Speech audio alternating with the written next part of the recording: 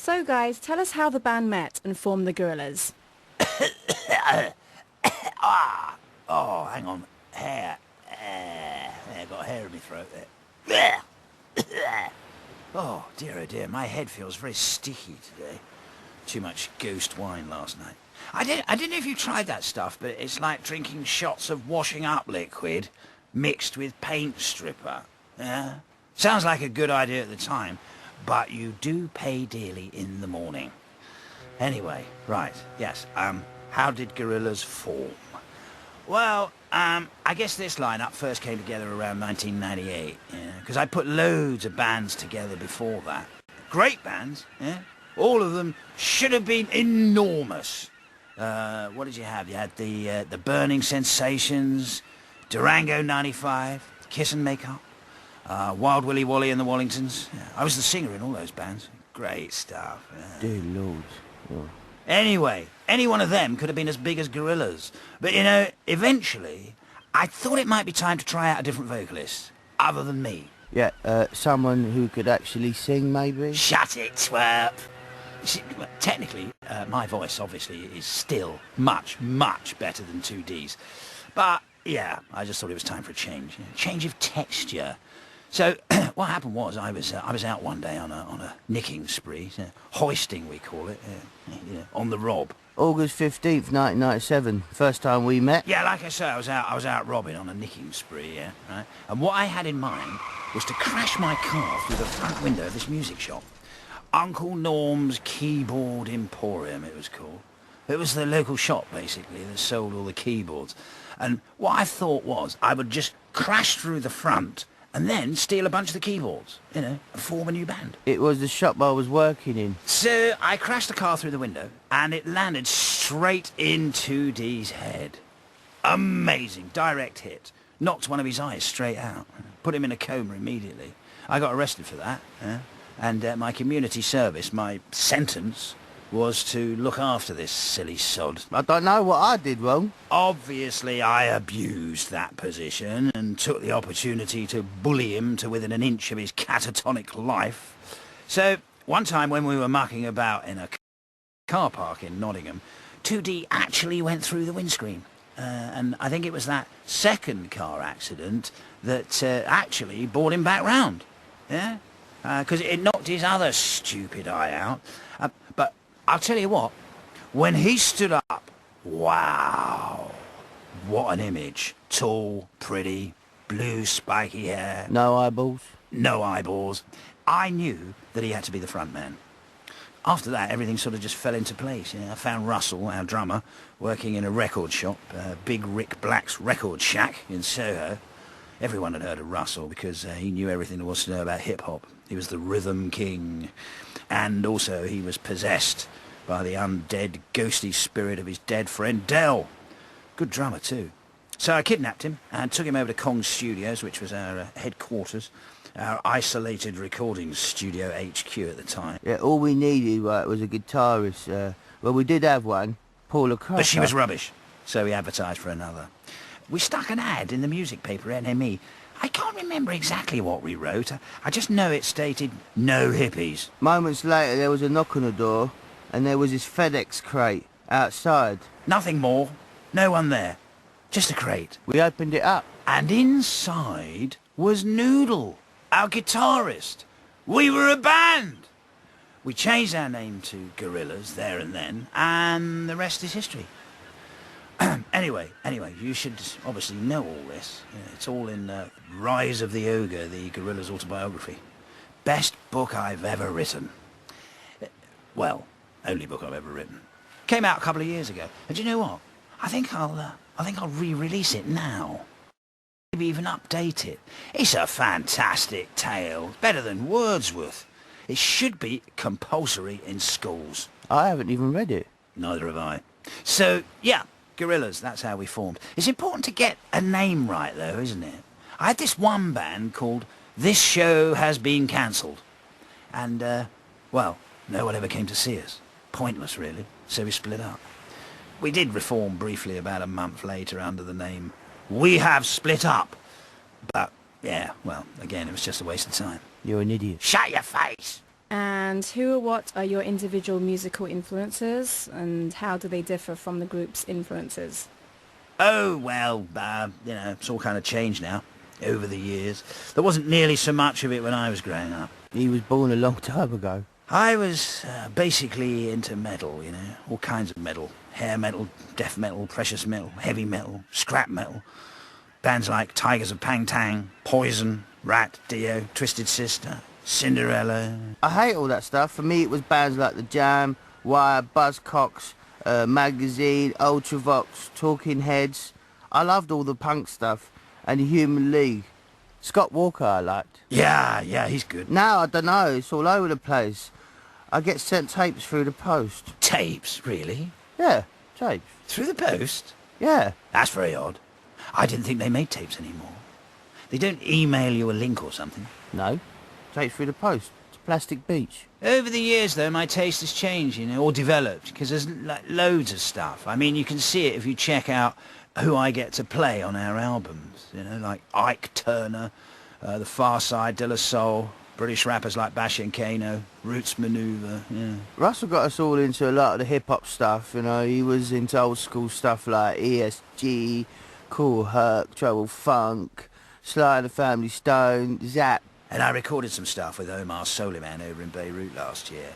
And we've obviously done loads of stuff with the National Orchestra for Arabic Music, and Cerebral Ballsy I like. I mean, if you just want me to list stuff, I can just go Tom Tom Club, Sparks, New York Dolls, XTC, Johnny Cash, Lead Belly, Yo Majesty, Love, Kinks, Sunhouse, Tito Puente, Photech, Cheap Trick, Salt and Pepper. Sonic Youth, Clash, Hendrix, Quincy Jones, Scatterlights, Aphrodite's Child, The Congos, Funboy 3, Sun Ra, Shaka Demus, The Sex Gang Children, Lalo Schifrin, Wendy Carlos, Augustus Pablo, Fela Kuti. Look, in one way or another, by hook or by crook, we've ended up working with loads of people that we're into. They all sort of end up in the family. Gorillaz is like a flop house for legends. Collectively, yeah, I'd say we cover most bases. Although Russell's been missing now for years, yeah, since we played the New York Harlem Apollo 2006. And Noodle too. I haven't seen her since the El Mañana video shoot. I had to build a cyborg out of her from the DNA I scraped up from the crash site when she got shot out of the sky. The cyborg plays a lot of guitar on the album. It came out very well.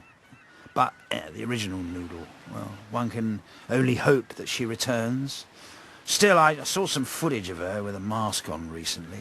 It got used, actually, in our Melancholy Hill video, so I think she's safe. She might even be on her way back to us.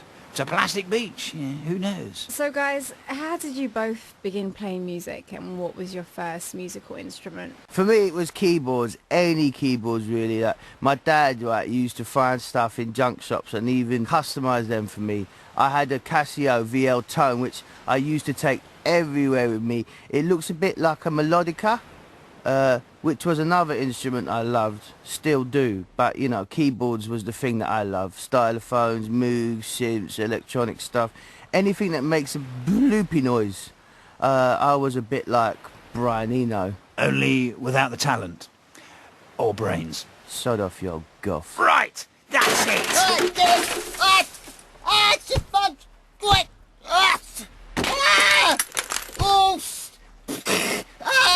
Flipping it! Yes. Now, where were we? Oh, yeah, instruments. Well, everyone knows that bass is best. It's heavy, sexy, and you can rattle the bowels of the earth with it. The one I use today is named El Diablo. It was given to me by Beelzebub, the king of the underworld himself, as a present when I signed my eternal contract with him.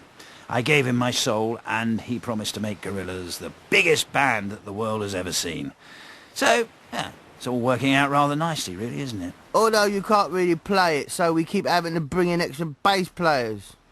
Now, Murdoch, it's been known that you've developed some issues with 2D over the years. How do you create music with 2D if you can't even stand to be near him? Your bio in the Gorillaz website states that you hate 2D, and 2D also idolizes you, Murdoch. So, tell me a bit about that. Well, well, special needs. But for me, yeah, music is the ultimate goal. Something that you have to rise above petty differences in order to achieve. You know, the greater good. And he does have a very special voice. Voice of an angle. You can't do it without me, simple as that. You'd still be living in a Winnebago in Stoke if I wasn't singing. Knocking off barmaids on a Friday night. If you were lucky. And even if it is like dealing with some form of mental case, I still think it's worth it, in the end. And I guess it helps that he's always looked up to me as a kind of father figure. In your dreams, Pedro. And also, I understand it's not very gentlemanly to point out that our first guitarist, the one before Noodle, was a girl called Paula Cracker. She was 2D's girlfriend, who I had a rather lovely altercation with in the toilets at Kong Studios. Where? After! No! No, you can't pull that! No! For the love of... Careful! Damn it! Get off! Sit back down. That's it, like a good boy. And let's finish this interview, shall we? Just breathe into this rag. Yeah, deep breaths, big gulps. Yeah, there we go. All better now. Shall we continue? And, yeah, you know, I think it might be a good idea to direct the next question at me, not him. And 2D, you were introduced to the Free Tibet campaign by Adam Yauch from the Beastie Boys and have been an avid supporter of the Free Tibet campaign ever since. Describe what this campaign means to you and how you hope to raise awareness with your music. I think, Don't ask him anything serious. I mean, you'll just get a load of rubbish falling out of his trap. yeah, the Free Tibet campaign was something that a lot of people threw their weight behind. I mean, I think it's important to lend your position to... But you got to ask yourself, haven't you? Yeah? I mean, how much trouble are these people in if they need 2D? Yeah? An animated singer from a Western pop band as a spokesperson for their cause. I think it's important for each and every person to have the liberty and the freedom to live their lives how they choose to, without the interjection and repression from heavy-handed authorities. It's about basic human rights, really. He doesn't really know what he's talking about, though. Do bear that in mind. You know what, guys? I've always loved the song Clint Eastwood, but could never figure out what it's about. What is the song about? I mean, what inspired the song's title? Oh, you know, melancholy, hope, and sweet, sweet dubby reggae. That was one of the first tracks I wrote for this band. Instant hit. You know, it's all built up around my deep, twangy bass. That and a little button marked reggae setting on my Honda Z-chord hit-making machine. With the lyrics. Well, it's not actual sunshine. You know, I don't have sunshine in an actual bag, you know. I'm not even sure that's possible. I'd have to check with someone like Stephen Hawkins on that. I did have a bag, though, but it wasn't actually sunshine inside the bag. It was some old gym clothes and some shoes and a paperback. Oh, we finished the track off at G-Jam Studios in Jamaica in about April, May 2000. Blimey, that was over 10 years ago now. And that track's still a monster. It's actually like a big, clean, inky canvas for rappers of all sizes to come paint their rhymes onto. That one's had raps by Del the Ghost Rapper, Cyan Life from Phi Life Cypher, Tiny Tempers had a crack at it, Snoop Dogg at Glastonbury, Bash and Kano did a version, and Islam Jawad threw his set into the mix recently in Syria and Damascus at this show we did at the Citadel. It's a truly continental cut, that Clint Eastwood song. Frequent flyer. We called it Clint Eastwood because it had a kind of Ennio Morricone feel to the melodical line, like the good, the bad and the ugly or something. So we went with that as a theme, and also calling it Clint Eastwood had a kind of old reggae vibe to the name. I'm not sure why you're actually still talking here. I mean, you had nothing to do with that track other than singing my lyrics. The version that the Gorillaz live band are now doing is great.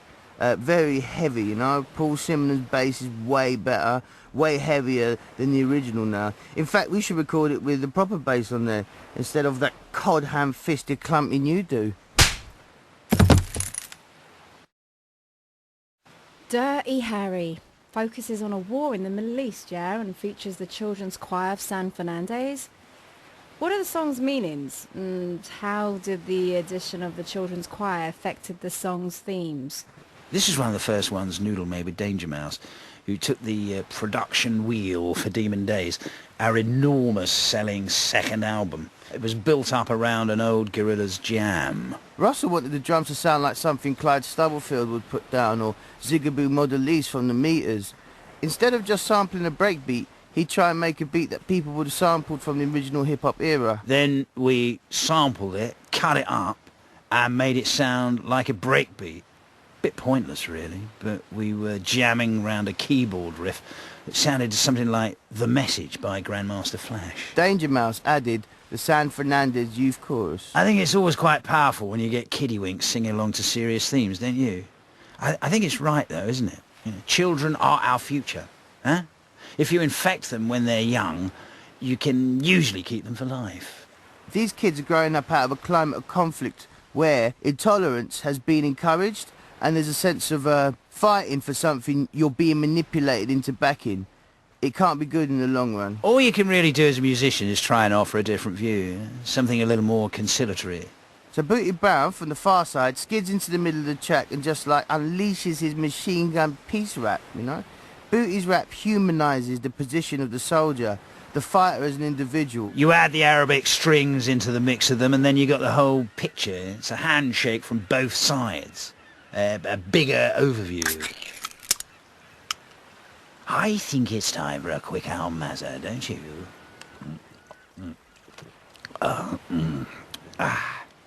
Yeah, the name though, yeah. I think you're reading too much into it. The song we did, Clint Eastwood, came first, and we needed another hit like Clint Eastwood. So we named the track Dirty Harry, which is a bit like Clint Eastwood. It's only when you look back on it that it seems to have that political connection. Actually, have you got any rum? I'm beginning to come round, and it's not a pleasant feeling, I can tell you, being in focus. Please. Now, one of my favourites, Feel Good Inc., was awarded the Grammy Award for Best Pop Collaboration with Vocals in 2005. Did you feel this song was going to be a major hit when you were recording it with De La Soul? Yeah, Feel Good Inc., yeah. I saw its potential from the very first beat. It was like panning for gold. Amongst the brown, murky waters, I saw this track all shiny and glimmery, shining like a big rock of gold. It said, "Play me, play me!" And I knew as soon as the De La Soul boys dropped their glorious rap about Motowns and ghost towns, this one was gonna explode. Against my melody bit, the raps, they like really take off. I think the De La Soul boys had been mucking about with canisters of nitrous oxide all morning because, to be frank, you know, they were giggling their backsides off when they came in. It looked like they were going to out-cartoon us, you know. Lyric-wise, the first part of this came from when I was passing the wind turbines out near Palm Springs. I think I was going to the Coachella Festival, and I passed like a huge field full of those wind turbines farming the land. So I started really with the chorus section and, you know, built it up from there. Windmill farm the land, turn forever hand in hand. So let's touch on a more serious note, guys. Kids with guns. I mean, it focuses, you know, on a very serious issue, and the chorus reads, "And they're turning us into monsters, turning us into fire, turning us into monsters, it's all desire." And the music complements the lyrics with a temperamental and emotional vibe. Discuss what methods you used to create the music and lyrics that gave off this feeling. I got all cold and metallic like I was having a big math calm down. Ugh. It seems to do the job, though. Look, the only point I was trying to put across is that in order to fight monsters, right, you have to become a monster of some sort yourself. Take out all the little soft, fluffy bits and become a bit empty. Turning us into monsters, yeah? Just dead, lifeless eyes staring down the barrel of a gun. Kids, eh? Don't you just love them? You know, when you send people into battle, you have to turn them into a certain kind of thing that can go out and potentially kill. Anyway, maybe it's not good to be too specific, but when you, you know... It's a strong image, isn't it? Kids with guns. Like that picture by William Klein, Gun 1. Check it out. The kid's got a lovely screwed up face and the gun's pointing right into the camera. Gorgeous. It's only a picture though. We were joined on this track by Banana Cherry. Yeah, Raw Like Sushi was another album that I loved when growing up. And on your new album, Plastic Beach, you work with Snoop Dogg, Lou Reed, Bashy, Mos Def, De La Soul, Gruff Rhys, Mick Jones and Paul Simonon, to name a few. I mean, the list goes on, doesn't it? I mean, what are some of the interesting stories you have that occurred when you were creating the album with these amazing musicians? Oh, I got loads. I mean, how could you not when you've taken so many of those legends, put them together and brought them out to Plastic Beach? Legends of punk, legends of soul, new UK grime rappers, talents old and new. It's like a catalyst for a big adventure, isn't it? Actually, you should have seen some of the poker games we had, you know? Some of them lasted 4 or 5 nights. Obviously, I had to work all around this mess. Plastic Beach became like the Stones' place when they recorded Exile on Main Street. It's just ours, instead of being like a sun-kissed mansion in the south of France, was a floating piece of garbage in the middle of the Pacific. Working with Snoop was great.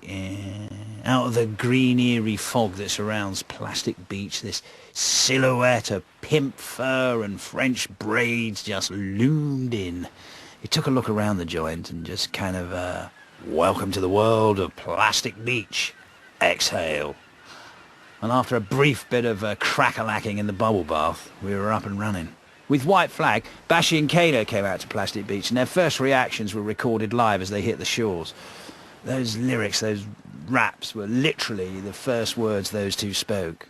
I brought them over to Plastic Beach via a crate, so they didn't know exactly where they were or what to expect. See, I crowbarred open the crate, and as they set foot on the jetty, I shoved a mic into their faces and recorded the reaction into my silly little tape recorder. Ta-da! Never a truer rap spoken. Although the National Orchestra for Arabic Music was recorded differently though, wasn't it? Yeah, face ache, that's true. For that, I actually had to go to Syria. I was in disguise as so many people were actually trying to kill me. I was like dressed up in this sort of big smock. It was a bit sort of Peter Sellers, but you know, needs must, if you know what I'm saying. So I got over there and I worked with a guy named Assam Rafea, brilliant conductor, who conducted the Syrian orchestra, which you can hear at the beginning of White Flag.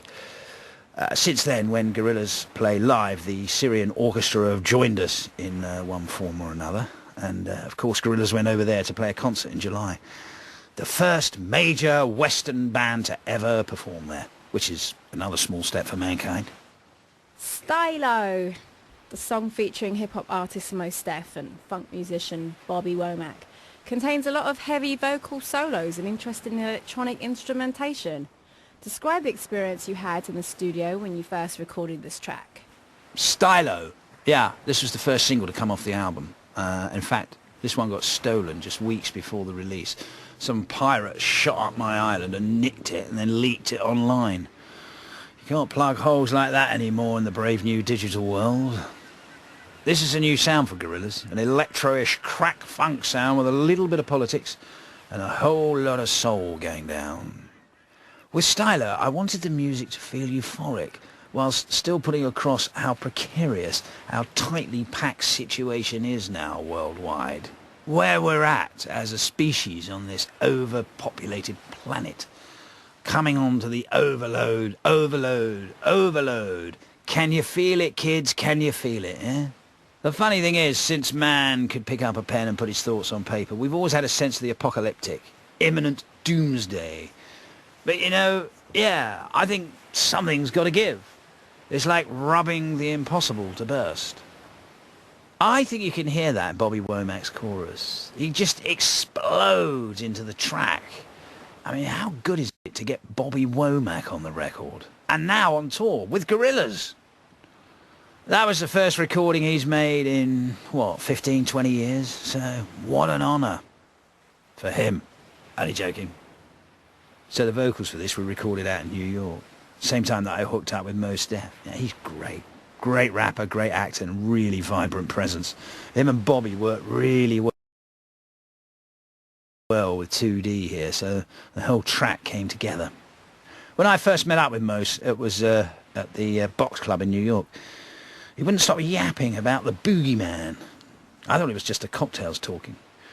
But Mose said he's a dark entity, yeah? Made up of all the evil in the world. Swirling black shadow with a gas mask for a face. He's at war unto himself. I shrugged and let Mose spill all this out. But I didn't really take it in. I just wanted Mose on the album, so I put up with it. Turns out that Mose was right. We've got the boogeyman on film now. I'm definitely looking over my shoulder more often. No doubt that's another battle I'm going to end up having. In fact, I tell you where you can see the boogeyman. He turns up in the footage we use for the Stylo video. It's enough to send a chill right down your spine. Look, why don't you top my glass up, stick the record on, and we'll have a little listen, eh? How about that? Your video for Stylo features Bruce Willis as a bounty hunter. Can you summarise the video for us?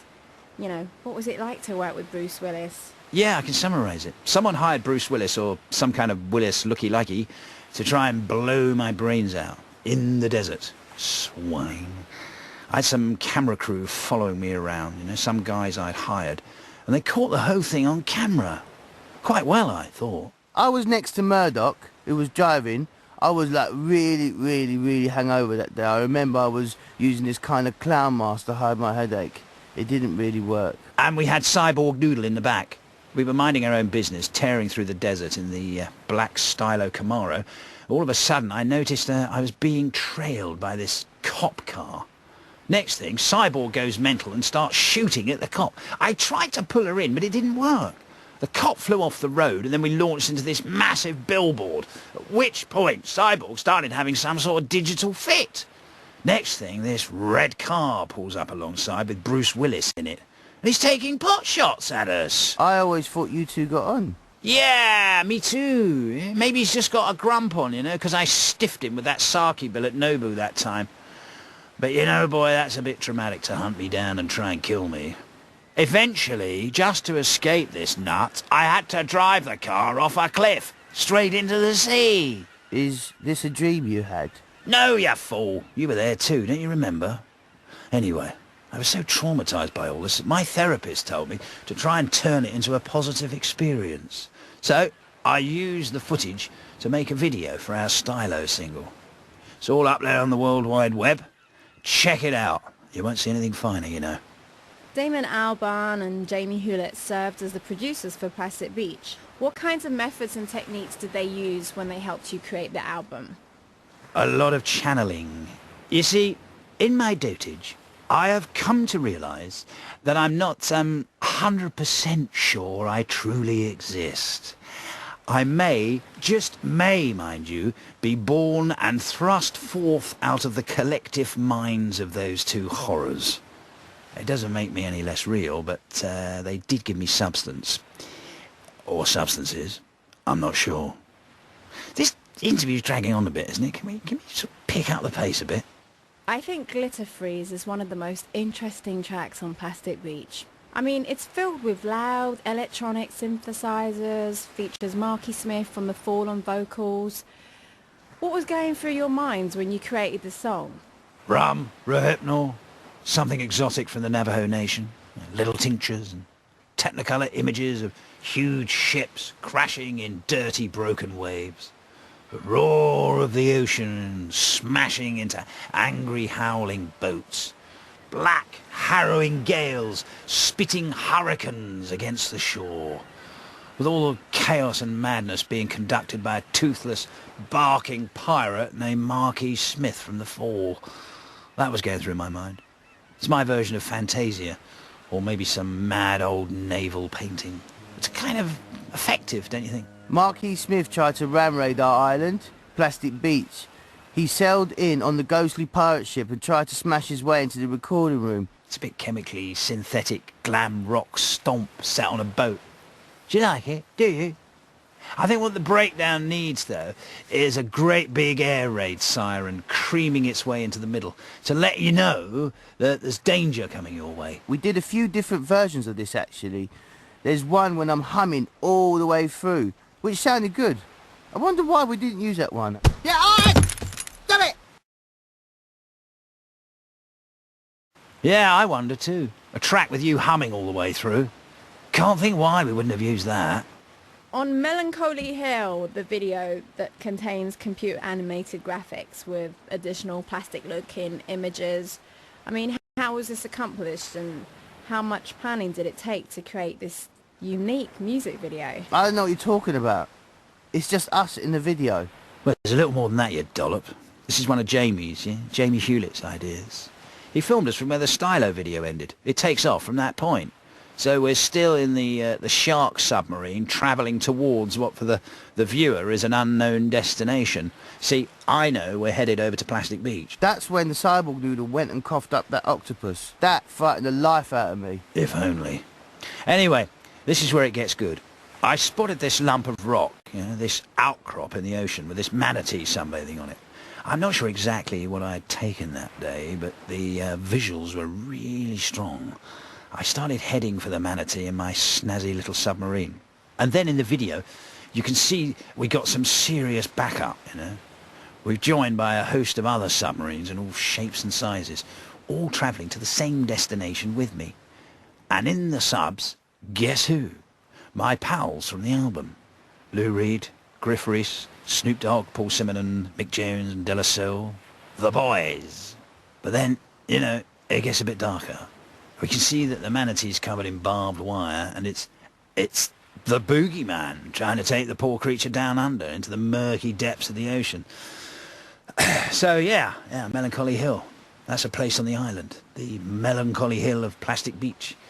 It's that feeling, that place that you get in your soul sometimes, like someone's let your tyres down, yeah? A bit deflated. I usually get that around Tuesday morning. Clears up again maybe Thursday and I'm ready to start all over again. But it always seems quite real when I'm going through it. I only really joined the band to make music, and now I'm being held captive by a bastard bass player in an underwater submarine, being attacked by sodding pirates who are trying to take over this rotten piece of broken plastic in the ocean that Gorillaz call home. All this just to make a video. It's making me want to die. But okay, yeah, despite the obvious trauma involved, this has to be the best Gorillaz video yet. A noodle, the real noodle's back. I don't know where she is, but this footage shows her being shot at and then escaping into a lifeboat. It's definitely her, though. And Russell's in it, too. I don't know what he's been eating, but he is giant. Giant! Your music videos tend to have a heavy amount of digital production and computer-generated graphics. So how did you begin to create these videos, and what methods and technologies did you use to create them? There's a variety of methods. Sometimes I just get our video director of choice, Jamie Hewlett, and say, look, this is the idea, okay? Other times he's had to listen to the track and he'll sketch a couple of ideas out. Sometimes we'll meet up and talk about it. Sometimes. I might mime the video out and then kind of email him in a link. One time I got inside a box and mailed myself to him. It's always different. Once we've filmed the basic premise, you know, all synced up to the track, right? We'll send it over to the Oompa Loompas at Passion Pictures and they'll get to work in their little underground mines, adding effects and extras, just to give them the extra wow factors. So, what goals do you have for Plastic Beach, guys? I mean, what do you hope your fans will get out of this new and amazing album? Goals? We've already done it. Plastic Beach is the document. That's the evidence. The third part of the trilogy. The third panel in my triptych. Look, I've said it before, but all this is, you know, is a drawing, a sketch. Plastic Beach, the rotting dump in the ocean, is our home for now. But the album is a picture postcard from here. A postcard from the edge of the world. From way back where you are, it might look like luxury, yeah? But as you get closer, you'll see it for what it is. A horrible lump of plastic that's been painted pink. It's a fake luxury, yeah? Transparent. So maybe it's, I don't know, a warning or a message that maybe we shouldn't turn our world into a spray-painted skip, you know. But other goals, I don't know. I would like to play one of these Gorillaz concerts that's been cropping up. You know, it's quite possible that what happened all those years ago is that Damon Albarn and Jamie Hewlett conjured us, Gorillaz, up 4 mad separate characters now made flesh. And now it seems they seem to be having quite a hard time trying to stick us back in the lamp. Boo-hoo. We're here now, and not even with the Clash as backup are you going to defeat us. I'm more than happy to go to war with those goons. For real.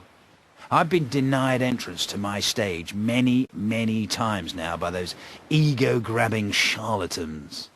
But I'm coming back, see, and blood will spill. How's that for drama?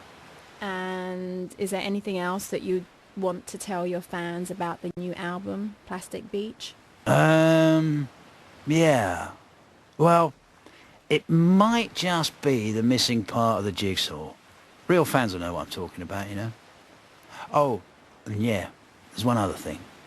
Plastic Beach, this place I'm on, I think there's something very odd happening here. You see, I just noticed, and it's easy enough to point out, that since the beginning of time, each leap of evolution and innovation has taken a shorter and shorter amount of time. The universe was created 14 billion years ago. Earth, 4.5 billion years. Man arrived in its earliest state about 4.5 million years ago. And then we evolved into this state, Homo sapiens, around 200,000 years ago. The earliest cities appeared about 6,000 to 7,000 years ago over in Mesopotamia. And then we've been at war ever since, really. Right up until the last 100 years. And then we really kicked off. The population of the planet had gone from 1 billion to 7 billion in the last 100 years. And every single piece of digital information and technology has exploded in this last century. We're crammed, packed, and it's getting more and more, escalating. The overload. Humanity is now squeezed into this tiny plastic bubble. Everything getting faster and faster, whirling towards an inevitable conclusion. A single point on the horizon, or in the middle of the ocean, say. The entire of time and history and evolution is hurtling towards a single point. Point Nemo. Plastic Beach. That's what Plastic Beach is, I reckon. The end of days. The point of no return. It's right here. It's right now. It's upon us. The future has finally come on. Today. Does that make sense? Yeah? Great. Right, I'm off for a tinkle. Great talking to you. Come on, 2D. Let's grab a quick sharpener. Last one at the bar's on. Thank you, and good night.